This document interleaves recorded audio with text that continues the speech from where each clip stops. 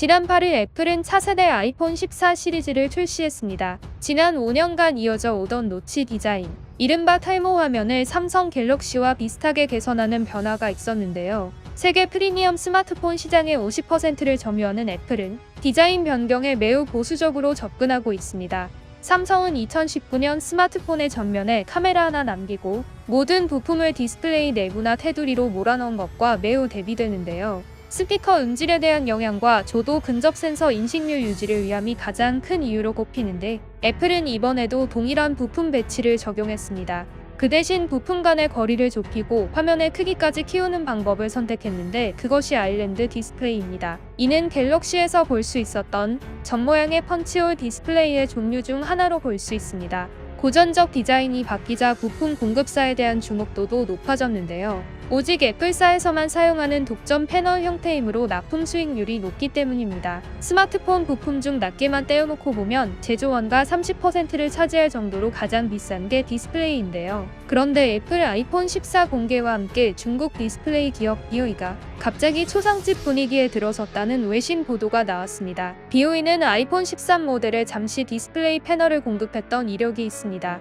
물론 이때 설계도를 조작했다가 발각되어서 임시 계약 해지 절차를 밟았지만 영구 퇴출은 아닌 상황이었습니다. 그렇다 보니 검증까지 끝났고 저렴하다는 메리트까지 있는 BOE를 이번 신제품 공급사로 선정하지 않은 것에 많은 의문이 나오고 있습니다. 한국과 중국을 비교하면 대부분의 결론은 퀄리티 차이 하나로 수렴되는데요. 단순히 M자 탈모 형태로 깎아내고 바깥쪽은 다 날려버리면 되는 기존 모델과 달리 아이폰 14는 한가운데에 정밀하게 구멍을 내야 하는 방식이어서 극한의 기술력이 필요로 하다는 것입니다. 특히 카메라와 올레드 패널의 빛 간섭 문제 때문에 깎아낸 부분만 빛이 번지지 못하도록 특수 처리를 하는 과정이 매우 어렵습니다. 사실 이 개념은 중국 업체 BOE도 기술력은 가지고 있으나 그 수준이 달라 부품과 한참 멀리까지 화면을 깎아내야 하는 상황입니다. 특히 아이폰에 탑재되는 디스플레이는 끝 부분이 살짝 말려있는 플렉시블 패널입니다. 즉, 준 폴더블 디스플레이라 볼 수 있는데 여기에서 삼성과 BOE의 기술 격차가 극명하게 드러납니다.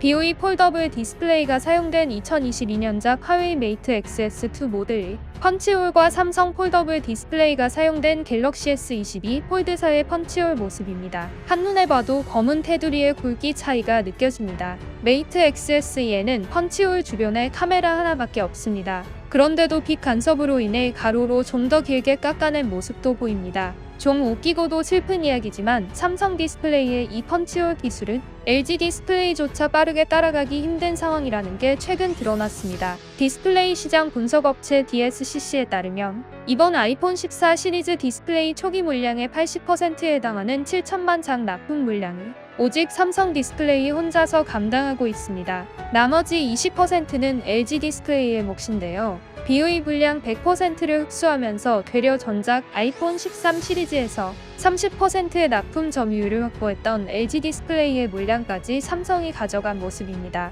BOE와 LG가 참여한 3자 제로섬 게임에서 삼성이 기술 우위를 가진 것으로 보이는데요. 앞서 말씀드렸듯이 펀치홀 패널은 구현 이론은 간단하나 빛 확산 차단 장벽을 어떻게 정밀하게 컨트롤하느냐가 관건입니다. 이번 사례로 삼성 디스플레이의 펀치홀 기술은 LG 디스플레이마저 따라오지 못할 정도의 고난도 기술임이 검증됐다고 봐도 무난할 것 같습니다. 한국의 디스플레이 기술 우위에 있어서는 한숨 돌리는 상황인데 옆쪽 중국의 상황은 매우 이해가 어렵다는 반응입니다. 중국은 그동안 제조 2025 계획을 통해 아망리, 자국 디스플레이 기업의 보조금 명목으로 인재 영입 자금을 지원해왔습니다. BOE는 특히 한국 디스플레이 기업들에서 근무한 경력이 있는 기술자들에게 평균 2배에 달하는 연봉을 제시하며 세력을 키웠는데요. 보통 고인구직 사이트에서 반도체 및 디스플레이 공장 경력자, 올레드 구조 및 개발 5년 이상 경력자를 모집 요건으로 내거는 게 특징입니다. 특히 중국 패널 회사라는 애매모호한 정보로 한국 기업의 직접적인 경쟁사가 아닌 것처럼 접근하고 있는 실정인데요. 실제로 페이퍼 컴퍼니를 내걸고 한국 기술자를 채용했더니 실제 일하는 연구소는 BOE였다는 후기도 존재할 정도입니다. 나날이 고도화되는 꼼수 속에서도 항상 결정적인 순간이 오면 중국은 한국에게 기술 우위를 내주고 있는데요. 타국 경쟁사로 넘어가 국가 핵심 산업 기술을 팔아치운 건 어떤 방식으로는 합리화할 수 없지만 그 효과는 미미한 상황이라는 게 가장 현실적인 분석입니다. 있습니다. 애매모호한 포지션에 위치한 국내 기술자들이 특히 고액 연봉에 넘어가는 경우가 많고 애초 중국 업체 역시 고위 기술자보다는 상대적으로 설득이 쉬운 사람들을 중심으로 영입하다 보니 이런 상황이 이어지는 것으로 업계는 추정하고 있습니다. 삼성은 최근 중국으로의 기술 유출로 촉발된 기술 격차 우려를 비웃기라도 하듯 외계인 캐릭터를 마케팅 포인트로 삼고 있습니다. 국내외 젊은이들 사이에서 삼성이 외계인을 고문하며 기술을 뽑아내고 있다는 우스갯소리를 광고 모티브로 삼은 것인데요. 실제로 삼성은 지난 2021년 갤럭시 폴드3 공개를 앞두고 외계인 캐릭터가 유리창을 닦는 티저 영상을